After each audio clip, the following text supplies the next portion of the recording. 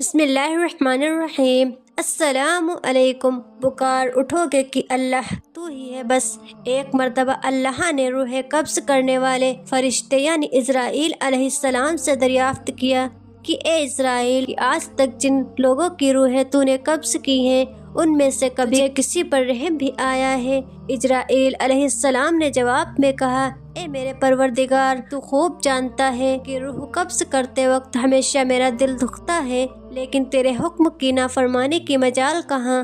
اللہ تعالیٰ نے پوچھا، یہ بتا کہ تجھے کس پر روح قبض کرتے وقت سب سے زیادہ ترس آیا اور کس کی موت پر تیرا دل تڑپا؟ اسرائیل علیہ السلام نے عرض کیا، اے میرے رب، ایک موت ایسی ہے جو بھلائی نہیں بھولتی، اور وہ غم ایسا ہے جو تنہائی میں بھی میرے ساتھ رہتا ہے۔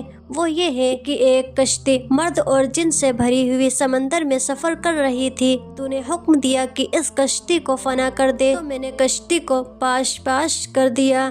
پھر تو نے فرمایا کہ سب مرد اور جن کی روحیں قبض کر لے، لیکن ایک عورت اور اس کے نوزائیدہ بچے کو چھوڑ دے۔ میں نے اس حکم کی تعمیل کی، سب کی جانیں قبض کر لیں، اور ایک بہتے ہوئے تختے پر ماں اور اس کا بچہ رہ گئے۔ سمندر کی لہریں اس تختے کو اپنے ساتھ لیے آگے بڑھتی رہی، اور تیز ہوا نے اسے آنن فانن سینکڑوں میل دور سمندر کے کنارے پر پہنچا دیا۔ میں اس ماں اور بچے کے بچ جانے سے بہت خوش ہوا، لیکن اسی آن میں حکم صادر ہوا، اے اسرائیل، جلدی سے ماں کی بھی روح قبض کر لے اور بچے کو اکیلا چھوڑ دے۔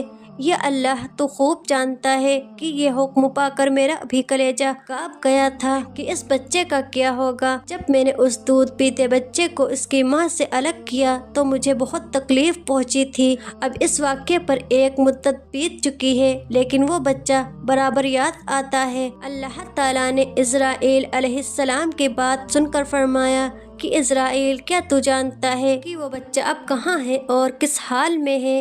اسرائیل علیہ السلام نے کہا، اے میرے اللہ، آپ ہی کو علم ہے کہ وہ کہاں ہے۔ اللہ نے فرمایا، اے اسرائیل سن، جب تو نے ماں کی روح قبض کی اور بچے کو تنہا چھوڑ دیا تو میں نے سمندر کی ایک لہر کو حکم دیا، اس بچے کو احتیاط سے ایک ویران جزیرے میں ڈال دے۔ اس جزیرے میں ایک جہاں صاف شفاف میٹھے پانی کے چشمے بہتے تھے اور بے شمار پھلدار درخت تھے۔ اس جزیرے پر ہم نے اپنے فضل و کرم سے کیول اس بچے کے خاطر لاکھوں خوشنما اور حسین پرندے بھیجے جو ہر وقت چہچہاتے اور نئے سے نیا راگ گاتے۔ ہم نے چمیلی کے پھولوں کو اور پتوں کو حکم دیا کہ اس بچے کا بستر تیار کر تاکہ وہ اس پر آرام کی نیند سوئے۔ ہم نے اسے ہر خوف اور خطرے سے محفوظ کر دیا۔ سورج کو حکم دیا کہ اپنی تیز دھوپ اس بچے پر نہ ڈال، ہوا کو فرما دیا کہ اس پر آہستہ آہستہ چل، بادلوں کو حکم دیا کہ اس پر پانی نہ